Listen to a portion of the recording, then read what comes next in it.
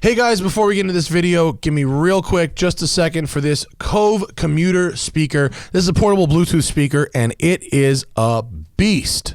This wireless Bluetooth speaker connects to smartphones, tablets, and computers over Bluetooth 4.1 with a 30-foot range, so you can have it quite the distance away. Its powerful X-Bass subwoofer delivers superior sound quality and horsepower, and the battery lasts up to 8 hours on a single charge, so you can bump beats all day long. But get this, folks, here's the deal. One time only, I got a special price for you. 65% off the Cove commuter, just for you guys. It's normally $200, but if you use the special link in the description, I got you $70, my friends. $70. That's it. Thank you for watching, and check out this Cove commuter. I've been bumping this thing. It's sweet, man. The quality's great. I'm sure you'll love it. Now enjoy this video.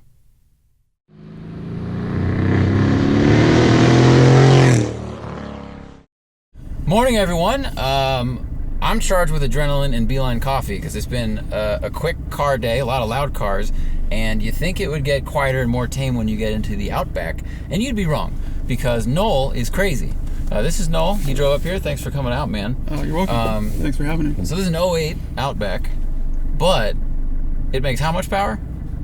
About 460 at the last dyno session. It's 460. So it's for winning drag races at like your local farmer's market, right? That's right. Kind of well, you gotta get groceries really quickly. I gotta get to the co-op now. Yeah.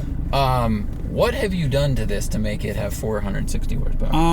Aftermarket turbo, Blouch, 1.5 XTR, all the supporting mods, so pistons, rods, closed deck, some insurance mods for explosion proofing it, which so methanol kit, oil cooler. Performance-wise, I guess aftermarket intercooler, but that's pretty mandatory at this power level. Absolutely. It's huge, by the way. But it's only top mount, because front mounts look stupid, and I didn't want people... Shots fired! Well, on a car like this, they don't fit, and I didn't want to cut it, and it would ruin the stealth look of it. That's fair. Not like the exhaust helps the stealth, but... And I mean, what's cool about this is like you could drive it on a forest road or something and go on a mountain biking trip or whatever out in the wilderness. And if someone's in front of you kicking up rocks, like you might get some sucked into the top of the top mount, but at least you're not hitting like your front mount. Yeah, I guess that's a good point too. Yeah, and also I guess I wanted to sort of be safe because a lot of the top mount or front mounts you have to remove the bumper bar.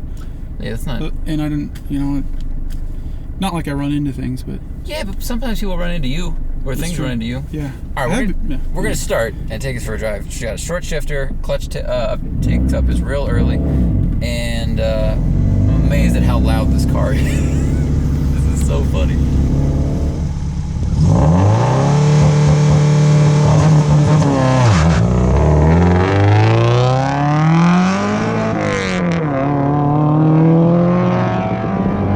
So on the exhaust, I actually asked my tuner to cut the cracks and popples to a minimum. Wow!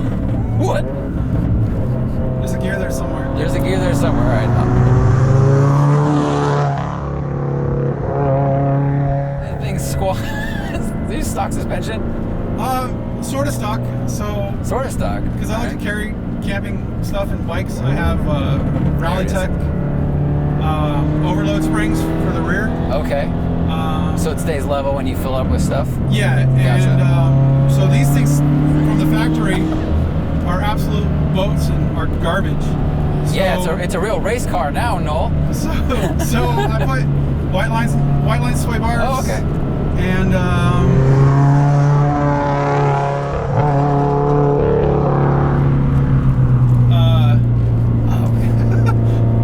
you know what's funny though? You can feel that, like, I'm expecting it to lean a ton, and it's staying way flatter, like as soon as you said sway bars. And I was just emailing someone yesterday about the combining like stock suspension but with sway bars. Like you keep the ride compliance this way, but it stiffens up this way. In the MR2 scene, one of the popular things is fairly reasonable spring rates and stiffer bars. Reasonable spring rates is a fad that needs to come back in.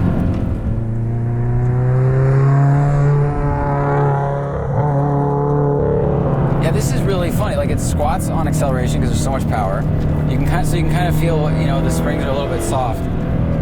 And then you go for a turn and it doesn't lean that much. Like I just got out of a Golf R, and I mean, it was certainly sharper, but I think the body roll is actually pretty comparable. Now I know why my wife hates it when I drive this car. Yeah, I could totally, because there's a lot of motion happening. So as a passenger, you don't know what to expect. Dude, you built this thing. Yeah, I don't know if I really drive it like this. Well, I guess I do. I mean, I'm looking at the speedometer, and you're doing, basically what I did getting up here. Right, but it's different when you're in that seat. God, it feels so different. Because you don't know what's in it, and it definitely wiggles and shakes over the bumps. Yeah. Well, that's one of the things I said. BC Racing are like the only people that make aftermarket coilovers for this, but you lose suspension travel if you use them. Oh yeah, because that's something that's so cool about this is it has 8.5 inches of ground clearance. Yeah. I mean that's why you get this instead of a legacy wagon. And it still has a little bit more wheel travel than like the legacy would also. Oh yeah, absolutely. Because we were talking before, it's basically a lifted legacy. Yeah. All intents and purposes, that's exactly what it is. But so you said it had spacers, for where the shock mounts were, right? No, the shock bodies are actually physically longer, but the subframes have a 2-inch spacer. Okay. Which if you look at the car, they're clearly there. All right, we're gonna wait till it doesn't get straight for a little bit, but this is so funny. I mean, before we got in, I said, if I had stayed in Colorado, where I was definitely a Subi fanboy, and had kids, I'd get this.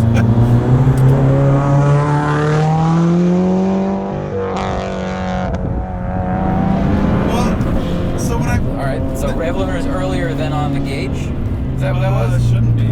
Unless, I don't think Flatfoot I fiddled with the launch control. I don't know if that would have affected it much. It was about 54 100 RPM right there. No, it should be higher than that. And then it hit. Is everything alright? Yeah. Okay. As far as I know. I mean, we've got a lot of gauges, a lot of data. You know how to read more of it. Yeah, it doesn't look... I mean, the power is pretty linear. Where's your power band start? Because you have a dyno sheet somewhere. Mid-3s, maybe 37. Mid-3s, okay. It might be a little later than expected, but I think at 3,500 RPM it's already making way more than factory power. I'd have to pull the sheet out. So your brake pedal has great response. It grabs pretty firmly in early, which is nice. Pads suck. Steering feel, it has some connection issues. It's got 1 bar of service. it's pretty general.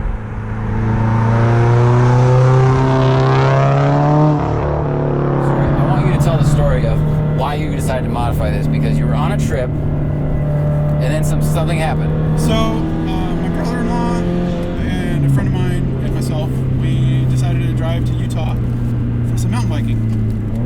And our first stop was Vegas, not to gamble, but to mountain bike, because it's amazing there.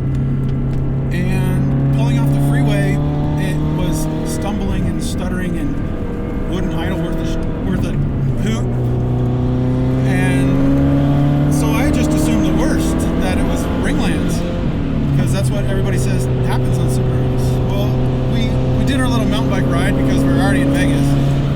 And then at the end of the ride, I drained some of the oil, and I didn't see any shiny bits, so I figured maybe it was a dead coil or a spark plug or something.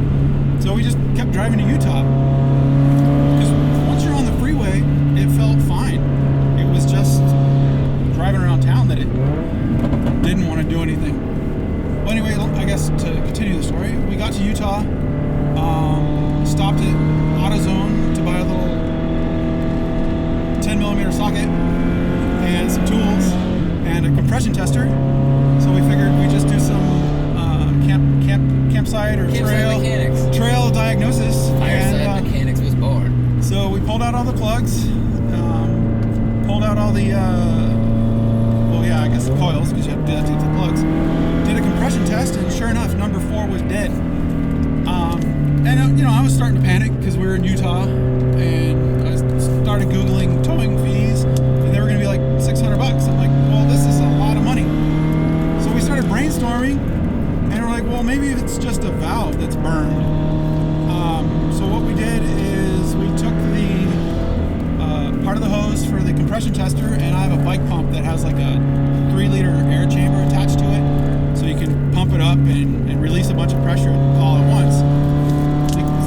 proper leak down test, but it would definitely tell us where it's coming from. And so what we did is we closed the valves on the cylinder and pumped up the pump, closed one of the tailpipes, just with a bag, by the way. With a bag, and put like a little lightweight bag on the other one. And as soon as we released the pressure, the bag flew off. So that's when we pretty much thought it was a valve, and we were clear to drive home. That's amazing. That's just really, really, really creative stuff. Like I don't have the mechanic acumen to do that or think of it. I think it's really awesome that you guys MacGyvered that. Yeah. You know, really improvised that and diagnosed it, and then you went, oh, we can actually drive home. Yeah. Well, to be fair, the only part of that idea of mine was the connecting the pump and using the air chamber. My brother-in-law really was the motivated to take everything apart because that's what he likes to do. I mean, I guess I do too, but you know, it was kind of fun to ride mountain bikes in the morning and then work on the car in the afternoon just because we have to, not because we want to. I'd like to put an asterisk where it's fun if it works out and you go, oh, we can get home. And if you mountain bike in the morning and then work on the car in the evening and you can't get home, like for me that sours the experience a little bit. Yeah, well, you know, you're at camp. You got nothing to do for 12 hours. 5 hours sometimes. Right, and then in the morning you're like, oh, we didn't fix it. Yeah. But I mean, if anybody knows what the LegacyGT.com is, the full build thread's there with pictures and everything. It's got great pictures of you guys in a campsite. Because when you sent me this link, I'm like, all right, it's the build thread. And I open it, and the first picture is like sleeping mats on the ground. I went, wait a minute. And then there's like parts on the ground. Like, you guys, like, did he swap the engine like in the dirt? And it wasn't. That was just the diagnosis story. But then you ended up building the engine. Yeah. And now you've got this crazy, awesome grocery getter that I really like this. I mean, I recommend people look at the Legacy GTs for dailies on the used market a lot because they're cheap. They're quick, they're fun. I think they're good. I think this was the best era of Subaru's designs. This kind of 06 to 09 time. You got the color matching body cladding, so that looks way better than when they had the black plastic on there. So it looks good, and you've got ground clearance. Like, this would be such a good just overall vehicle. Snowboarding, dirt roads. Like, you could probably do the Gambler 500 in this. Yeah, maybe. I think first gear would be a problem. Like, having a lack of a low gear would be a... Yeah, that's true. If it were an automatic, it'd be perfect for something like the Gambler, but I don't know if That's a good point, especially with this much power. I don't think the auto can hold that much power, though. No, I think you'd shred it. I mean, well, we were talking about, you know, the WRXs in the 0203 had bad transmissions, but these were... a little bit stronger. Yeah, they're basically similar to the 5-speed STI. The 5-speed RA gearbox, I guess. Yeah, right. Yeah, so the gears are same thickness and height and whatever as the 5-speed STI stuff. So, and you haven't had any problems with it whatsoever? Not yet. I mean, the only issue I've really had is I snapped an axle because I did a clutch drop at like $6,000 at a stoplight and thought I grenaded my transmission, but it was just an axle. It's good to know that the axle is the weak link there. Like, that's a cheaper thing. Oh, what did you say? so like cheap. $80, right? $80 to $100 depending on the front or back. Yeah, that's super really cheap. good. You launched pretty hard out of here, and I was like, oh god, what if he breaks the car right now? Like, what if you? Well, I limited it to like 4 foot. RPM was only like 45. I mean, the car is pretty loud, so I heard a lot of revving. Yeah. And I was like, oh, we're facing uphill. Let's see what happens. Yeah. This thing is awesome. I like it. I'm a huge fan of this whole idea, like lifted car with big turbo. Yeah. I mean, what's not to love about that? And I mean, I'm gonna address the suspension and brakes. I've already talked to Öhlins a little bit, but I gotta save, you know, a couple kidneys to be able to afford. Because they make a drop-in coilover kit for the Legacy GT, and they said they can make it work on the Outbacks just by basically putting longer shock shafts. Oh. So it just costs, you know, extra $300-400 for some customizing a little bit. Yeah, which would be perfect for that this. Would be so cool. So I'd still maybe lose an inch, but I don't mind that. Because you're still at like 7 something, which is still significant and really helpful in the snow or dirt or whatever you do. I've done rallycross with this, a little bit of 8th mile. That's awesome. Drag races. I want to get to Fontana. Fun? It seems so short. It's the only thing we can do in San Diego. Yeah, that's true. Yeah, that's a good point. You just watch it like, and that's it.